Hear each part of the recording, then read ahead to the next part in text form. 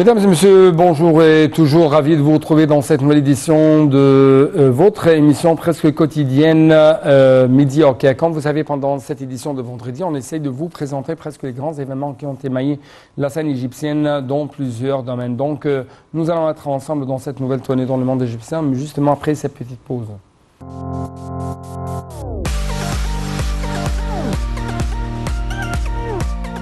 Commençons donc notre tournée dans le monde égyptien par les activités présidentielles. Cette fois-ci, on trouve que le président Abdel Fattah el-Sisi et le roi Abdallah II de Jordanie ont affiché leur plein soutien aux efforts du président palestinien Mahmoud Abbas pour continuer à défendre les intérêts du peuple palestinien à tous les niveaux pour permettre de récupérer ses droits, assurer la protection internationale, soutenir les efforts que déploie l'État de Palestine en vue de fournir les services et protéger les droits fondamentaux des citoyens à la lumière des circonstances et des défis difficiles et de l'agression répétée dans les territoires palestiniens occupés, y compris le Quds ou Jérusalem. Bien sûr, Jérusalem-Est. Il s'agit de la déclaration finale du sommet tripartite Égypte-Jordanie-Palestine, pendant lequel Monsieur le Président a reçu dans la ville de Nouvelle-Alamine le roi Abdallah II et le président Mahmoud Abbas. Donc les détails, les éclaircissements seront contenus dans ce commentaire. Le président Abdel Fattah el-Sisi et le roi Abdallah II de Jordanie ont affiché leur plein soutien aux efforts du président palestinien Mahmoud Abbas pour continuer à défendre les intérêts du peuple palestinien à tous les niveaux, et cela pour permettre de récupérer ses droits, assurer la protection internationale et soutenir les efforts que déploie l'État de Palestine en vue de fournir les services et protéger les droits fondamentaux des citoyens à la lumière des circonstances et des défis difficiles et de l'agression répétée dans les territoires palestiniens occupés, y compris El Quds. Il s'agit de la déclaration finale du sommet tripartite Égypte-Jordanie-Palestine, pendant lequel M. Sisi a reçu dans la ville de la Nouvelle-Alamine le roi Abdallah II et le président Mahmoud Abbas pour discuter des développements de la cause palestinienne à la lumière de la situation actuelle en Palestine occupée et des situations régionales et internationales pertinentes. Selon la déclaration finale publiée au terme du sommet, les dirigeants ont affirmé la priorité qu'accordent les trois pays aux références juridiques internationales et arabes pour régler la cause palestinienne et jugé nécessaire de mettre fin à l'occupation israélienne de l'État palestinien selon un calendrier clair et de permettre au peuple palestinien de récupérer tous ses droits, y compris l'autodétermination et la création d'un État indépendant souverain sur les frontières du 4 juin 1967, avec pour capitale El Quds Est. Résoudre la cause palestinienne et réaliser la paix juste et globale sont une option stratégique, une nécessité régionale et internationale et une question de sécurité et de paix internationale, selon les trois dirigeants. Mettre en œuvre les résolutions pertinentes des Nations Unies du Conseil de sécurité, donner au peuple palestinien ses droits inaliénables, mettre fin à l'occupation israélienne et créer un État palestinien indépendant et souverain avec pour capitale El Quds Est représente le seul moyen de réaliser cette paix, ajoute la déclaration finale. Ils ont jugé nécessaire qu'Israël mette en œuvre ses engagements conformément au droit international humanitaire et aux accords précédents, y compris ceux conclus avec la partie palestinienne, et les conclusions issues des réunions de l'Aqaba et de Sharm el-Sheikh assument ses responsabilités, met fin à ces attaques et calme la situation sur le terrain en vue de relancer les négociations de paix. La déclaration finale a condamné la poursuite et l'escalade des pratiques israéliennes illégales qui sapent tous les droits du peuple palestinien, violent les règles du droit international, compromettent la solution à deux États convenue au niveau international et déclenchent la violence et le chaos. La déclaration a appelé la communauté internationale à soutenir ses efforts pour réaliser une paix juste et globale que mérite la région et tous ses peuples et mettre fin à l'injustice dont le peuple palestinien est victime. Le président el-Sisi, son homologue palestinien Mahmoud Abbas et le roi Abdallah II de Jordanie ont affirmé qu'ils s'attachaient à l'initiative de paix arabe et à tous ses éléments, appelant la communauté internationale à continuer à soutenir l'UNRWA lors de sa crise financière actuelle.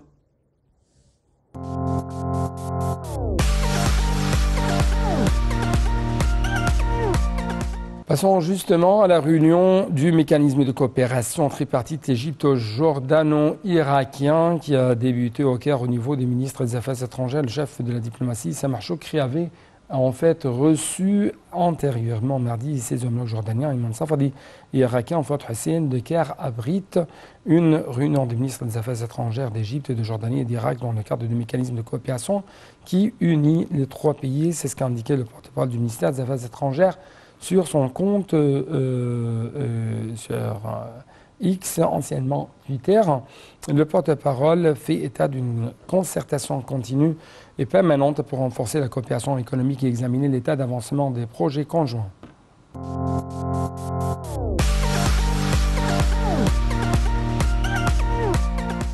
Le Premier ministre Dr Moustapha Madbouli a affirmé que le gouvernement accordait un intérêt au dossier de l'approfondissement de l'industrie locale et de la localisation des industries productives. M. Madbouli a tenu ses propos au cours de la réunion qu'il a tenue au siège du gouvernement dans la nouvelle ville d'Al Alamein pour suivre les situations actuelles des complexes industriels. Les détails tout de suite. Le Premier ministre Moustapha Madbouli a affirmé que le gouvernement accordait un intérêt au dossier de l'approfondissement de l'industrie locale et de la localisation des industries productives. M. Madbouli a tenu ses propos au cours de la réunion qu'il a tenue au siège du gouvernement dans la nouvelle ville d'Al Alamein pour suivre la situation actuelle des complexes industriels. Cela intervient dans le cadre du plan de l'État pour fournir les exigences et besoins locaux, a dit le chef du gouvernement lors de cette réunion qui s'est tenue en présence du ministre du Commerce et de l'Industrie, Ahmed Samir, et du président de l'autorité de développement industriel, Mohamed Abdelkerim. L'État tient à poursuivre ses efforts visant à assainir le climat des investissements dans tous les secteurs, notamment l'électricité et les énergies renouvelables, a déclaré le Premier ministre Moustapha Madbouli lors d'une réunion à la Nouvelle Alamein avec le ministre de l'Électricité, Mohamed Sheker. Le ministre a passé en revue les efforts déployés en concertation avec les différentes autorités concernées pour attirer des investissements dans le secteur de l'électricité et pour accorder davantage de facilités aux investisseurs. Sheker a évoqué les projets et études présentés par plusieurs sociétés locales et étrangères pour investir dans le domaine de l'électricité ainsi que dans les énergies renouvelables.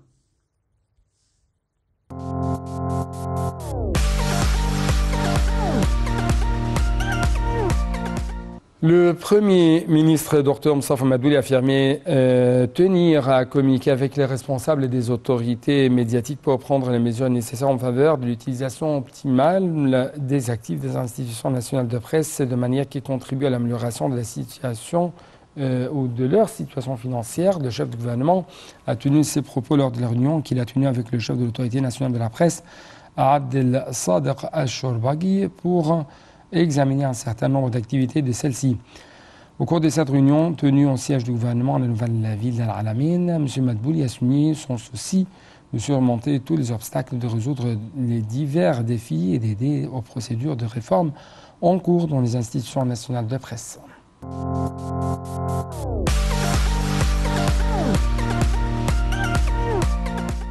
D'autre part, le Premier ministre Dr Moustapha Madbouli a mis l'accent sur l'importance de faire le suivi de la situation de l'agriculture contractuelle en ce qui concerne les cultures et denrées stratégiques. Il y a un intérêt à l'extension de ce système en incitant les agriculteurs pour produire en particulier les cultures ciblées, a-t-il déclaré lors d'une réunion tenue pour suivre l'application de ce genre d'agriculture ainsi que pour assurer la disponibilité des différentes denrées.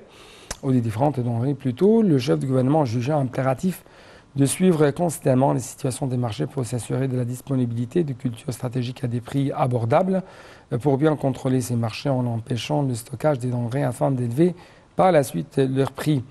M. Madbouli a demandé d'augmenter la production locale de fourrage, d'encourager les agriculteurs à cultiver des cultures entrant dans les industries fourragères.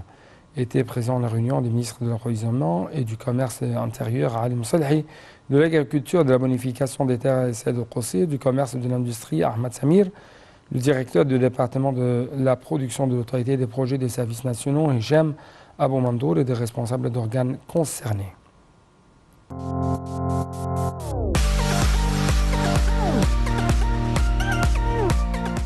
Quant au ministre du Transport, Kamel Wazir, le président de l'Organisation arabe pour l'industrialisation OAI, Mokhtar Abdellatif, ils ont assisté à la livraison d'un wagon destiné à la ligne 3 du métro et produit par l'usine CEMAF de l'OAI sous la supervision de la société sud-coréenne. Sur plutôt la supervision d'une société sud-coréenne. Les deux responsables étaient accompagnés du président et des responsables de l'autorité de chemin de fer et du métro. La délégation a inspecté les travaux de modernisation de l'usine et les lignes de production et passé en revue le développement des capacités de production. L'OAI, soucieuse de mettre en œuvre les directives du président Abdel Fattah al-Sisi et de renforcer la coopération constructive entre les institutions de l'État et d'exploiter toutes les capacités de production afin d'accroître l'industrie locale et d'implanter les technologies, louant les efforts du ministère des Transports pour développer et moderniser les projets de transport et de route d'une manière sans précédent, selon une vision scientifique bien étudiée.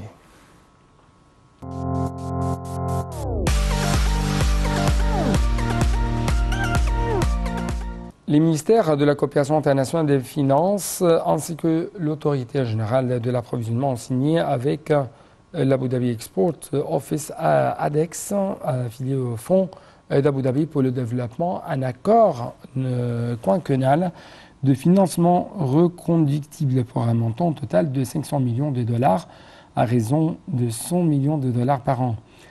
Signé à la nouvelle capitale administrative au siège du ministère de la coopération internationale, cet accord qui marque la première coopération entre deux bords a pour objectif de financer les importations de blé. La ministre de la coopération internationale, Al-Mashat, a affirmé que le financement reconductible permettrait de répondre aux besoins du marché local en blé à la lumière des mesures prises par l'État afin de renforcer la sécurité alimentaire. La ministre a valorisé la coopération avec le fonds d'Abu Dhabi pour le développement qui remonte à 1971 et permis le financement de plus de 20 projets pour une valeur de 4 milliards de dirhams, dont les secteurs prioritaires a-t-elle indiqué. Le ministre des Finances, Mohamed Moayed, a souligné le souci du gouvernement égyptien de consolider la coopération avec les partenaires de développement régionaux et internationaux pour réaliser les objectifs de développement global et durable. Le directeur du fonds, Mohamed Sef Souidi, a indiqué que cet accord s'inscrivait dans le cadre des efforts déployés par le fonds afin de perpétuer la coopération stratégique avec le gouvernement égyptien, précisant qu'il contribuait à accroître les échanges commerciaux pour l'intérêt des deux pays.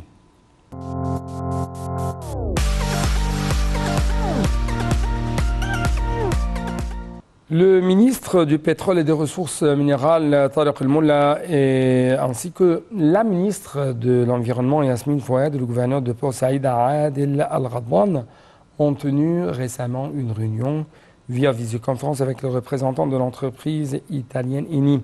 La réunion a porté sur la mise en œuvre d'un nouveau projet de gestion des déchets à Port Saïd dans le cadre de contributions sociales du secteur du pétrole et du gaz du gouvernorat, selon un communiqué publié lundi dernier par le ministère du Pétrole. Les ministres et les participants ont discuté d'une proposition présentée par l'ingénieur Mahmoud Aboul-Yazid, directeur des relations extérieures d'Eni, sur la mise en place d'un projet de système de gestion sûr des déchets animaux et agricoles dans la zone de Kabouti, à Port Saïd, de leurs exploitations pour générer du biogaz et des engrais organiques. Un projet qui a des effets positifs et qui permet de préserver l'environnement, de réaliser des bénéfices économiques. Le ministre du Pétrole a dit que la proposition de projet présentée par l'entreprise Eni était conforme à la vision de développement durable de l'Égypte 2030 et aux orientations exigeant de préserver l'environnement et de réduire les émissions.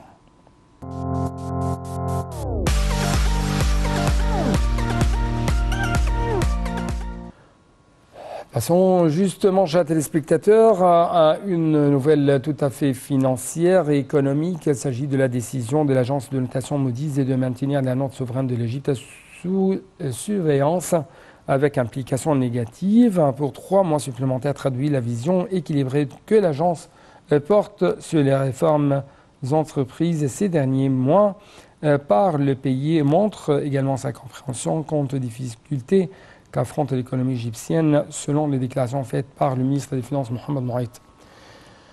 Je cite, « Nous exécuterons davantage de réformes structurelles dans les mois à venir pour faire face aux défis actuels auxquels est confrontée l'économie. » Selon toujours les déclarations faites par M. Mohamed dans un communiqué publié par son ministère vendredi dernier, Moody's avait placé la note souveraine de l'Égypte sous surveillance avec implication négative en mai 2023 et avait prolongé cette mesure de 3 mois supplémentaires au vu des réformes structurelles importantes adoptées par le gouvernement pour booster les investissements, améliorer le climat des affaires et autonomiser le secteur privé pour renforcer sa contribution à la croissance économique. C'est ce qu'a fait savoir M. Mohamed.